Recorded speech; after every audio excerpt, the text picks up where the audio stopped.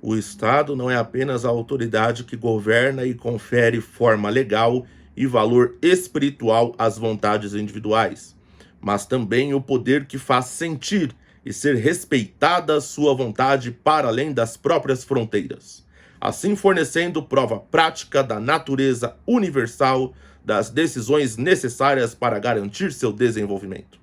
Isso implica organização e expansão potenciais, se não reais. Assim, o Estado se iguala à vontade do homem, cujo desenvolvimento não pode ser impedido por obstáculos e que, ao adquirir autoexpressão, demonstra sua infinitude. Tá gravando? Desculpa, eu estava aqui lendo a doutrina do fascismo para me habituar aos tempos recentes e também aos rumos que esse país está tomando. Olá, meu nome é Wellington, eu sou advogado e hoje eu vou falar sobre a suspensão da plataforma X no Brasil. Antes, dá aquele like, isso ajuda o canal e também já se inscreve para não perder conteúdo de qualidade. Como todos nós sabemos, a plataforma X foi suspensa no Brasil por ordem do ministro Alexandre de Moraes, devido ao fato da empresa X ter perdido a sua representação legal no Brasil após o encerramento das atividades aqui no país, a mando do senhor Elon Musk, que é o dono do X, da SpaceX, da Starlink Brasil, enfim, dessas empresas, conhecido como atualmente o homem com o maior patrimônio, o homem mais rico do mundo. Como todos nós sabemos, o Elon Musk entrou em uma rota de colisão contra o ministro Alexandre de Moraes, que toca inquéritos no Supremo Tribunal Federal, que foram criados a título de combater a desinformação e atos antidemocráticos no Brasil. O ponto central desses inquéritos, embora a justificativa seja essa, ele se concretiza na forma de limitação à liberdade de expressão de alguns agentes civis que expressam seu apoio a uma determinada linha política que é considerada pelo ministro Alexandre de Moraes e pelo atual governo como uma linha ideológica que não pode ser expressada. São os desafetos do governo. Porém, algumas dessas pessoas que, no entender do ministro Alexandre de Moraes, extrapolam o direito à liberdade de expressão, acabam tendo seus perfis censurados nas redes sociais. E o Twitter, o X, era a única rede social, na verdade, foi a única rede social a reativar esses perfis após a assunção do comando do Twitter pelo senhor Elon Musk. E é esse o cenário. Há aí uma questão muito pessoal entre o Alexandre de Moraes e o Elon Musk.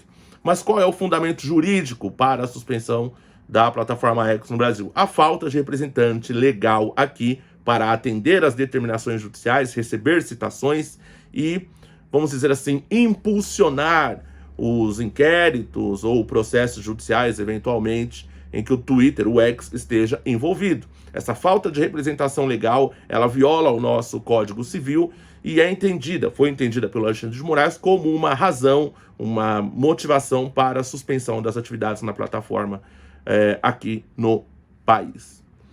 E embora tenha sido esse o fundamento, é preciso entender por que a plataforma entrou nessa rota de colisão. Esses inquéritos que o Alexandre de Moraes toca no Supremo Tribunal Federal são sigilosos e algumas decisões também são sigilosas. Ocorre que, na prática advocatícia, quando a gente quer suspender um perfil ou alguma publicação, a gente requer, o juiz vai lá, verifica que há fundamentos para isso, às vezes um discurso de ódio, um discurso inadequado, e ele determina a suspensão e encaminha um ofício contendo o teor da decisão, claro, com as suas razões de decidir, e o ofício para a ordem de bloqueio ou remoção. O Twitter sempre cumpriu isso. Ocorre que nesse caso específico, o Twitter ou X, nesse caso específico, o Elon Musk não cumpriu as decisões judiciais e ainda reativou perfis que haviam sido censurados, porque ele entendeu que a decisão padecia de um fundamento válido.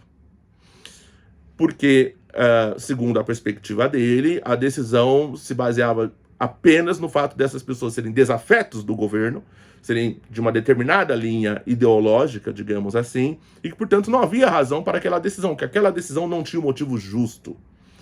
Na legislação americana, isso jamais aconteceria. porque lá se preserva a liberdade de expressão, independentemente de quem esteja no governo, as pessoas têm o direito de existir e se expressarem. Então o Elon Musk está dentro dessa cultura. E ao perceber que, bom, essas pessoas não são criminosas, essas pessoas têm um discurso legítimo e que está sendo censurado por uma questão política, eu não vou cumprir porque eu considero ilegal. Existem disposições na nossa legislação sobre cumprimento de decisões ilegais, ou melhor, o direito de não cumprir decisões ilegais. Isso existe, o Código Penal prevê isso. Porém, aqui é uma questão muito sensível. Nós estamos falando de um inquérito. Nós não estamos falando de uma ação penal. E por que existe essa estratégia do STF em manter isso no inquérito? Porque o campo de atuação de um inquérito, ele é mais elástico. É como se o inquérito fosse uma terra de ninguém, mais ou menos. Ele está sujeito a controle jurisdicional, porém, nós estamos falando de investigação e os atos investigatórios podem ser amplos. É por isso que dificilmente transformam em ação penal esses inquéritos do Supremo Tribunal Federal, para que eles possam, de maneira infinita, como nós vimos no livro que eu acabei de ver, expressar essa vontade do Estado em ficar, vamos dizer assim, colocando qualquer pessoa nesses inquéritos para ficar mapeando quem são esses agentes conservadores, de direita e tudo mais. É isso, tá? Então adota-se o inquérito como um instrumento amplo de atuação e jurisdição do Supremo Tribunal Federal. Eu não concordo com esses inquéritos, eu não concordo com o fundamento que foi arranjado para eles.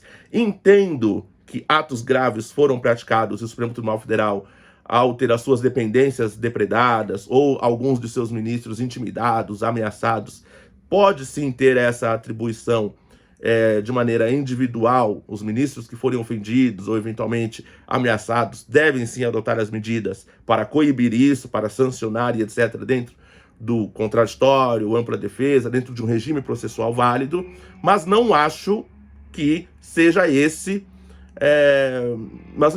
o caso aqui, quando nós estamos falando de pessoas que, por verbalizarem certas convicções, passaram a entrar numa lista de pessoas que precisam ser censuradas, ok?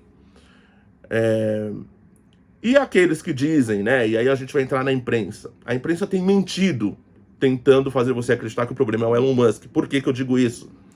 Todos os países que censuraram o Twitter, China, Rússia, Irã, Turcomenistão, enfim, esses países que censuraram o Twitter antes da entrada do Elon Musk.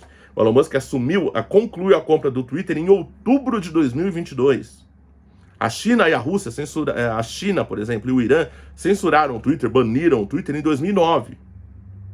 A Rússia, em março de 2022, por conta da guerra na Ucrânia. E pelo fato do Twitter ser isso, uma plataforma de informação descentralizada. Então o problema aqui não é o Elon Musk, é o fato de ter perdido a representação no país, violando as disposições do Código Civil, e o fato de ele ter entrado em rota de colisão por discordar dessas decisões do Supremo Tribunal Federal. Colocar o Elon Musk nos inquéritos, eu acho que é extremamente ilegal. Não vejo como conectar ele pessoalmente aos atos que são investigados no âmbito do Supremo. Também entendo como ilegal o congelamento das contas da Starlink, que, embora todo o grupo econômico, a SpaceX, a Starlink, o X, estejam submetidos à X-Corp, isso por si só não forma uma dependência na cadeia dessas empresas econômica. Eu explico. O X, para existir, ele é uma empresa de mídia. Ele não é uma empresa, por exemplo, espacial, como é a SpaceX. Ele não é uma empresa de satélites, como é a Starlink. E o X, para existir, depende apenas da conexão à internet e dos provedores. A Starlink não é uma empresa de provedores, embora ela tenha provedores, mas a finalidade dela não é só essa. E o X não depende da Starlink para existir. Não existe essa dependência das outras empresas. Para mim, não é um grupo econômico real isso. Para mim, foi um artifício criado na decisão do ministro. Entendo o fundamento da decisão, mas para mim ela não cola, porque o Twitter, o X, para existir, depende apenas de uma conexão à internet, ali de estar nos provedores, que podem ser a Starlink ou não. E não é essa dependência, é uma empresa de mídia. Seria diferente se para ele existir dependesse de outras empresas do mesmo grupo econômico. E não depende. Então, para mim, congelar as contas da Starlink, por exemplo, foi uma medida apenas para constranger, foi uma medida adotada apenas para sancionar o Elon Musk de uma outra forma, já que a suspensão do X não bastaria. Também entendo como muito problemática essa relação pessoal do ministro Alexandre de Moraes com Elon Musk. Entendo como muito problemática, não deveria estar tendo a possibilidade de proferir essas decisões contra alguém que ele está em uma situação de franca ofensa entre ambos. Ok? Há para mim um vício aí de pessoalidade, não é uma decisão imparcial, ok?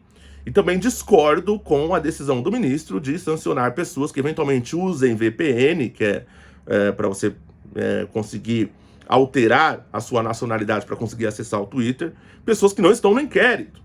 Ou seja, voltando ao início, né, ao trecho do livro que eu estava lendo, é um Estado expressando a sua vontade sobre todos os indivíduos de maneira infinita que não estão envolvidos na problemática, ok?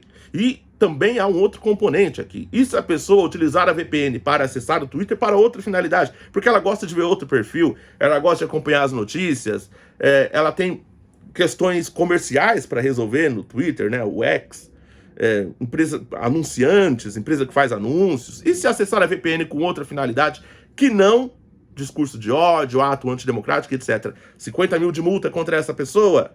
Tá errado, isso não existe. O inquérito tem uma finalidade investigativa contra determinados indivíduos por uma finalidade que seja a apuração de um crime.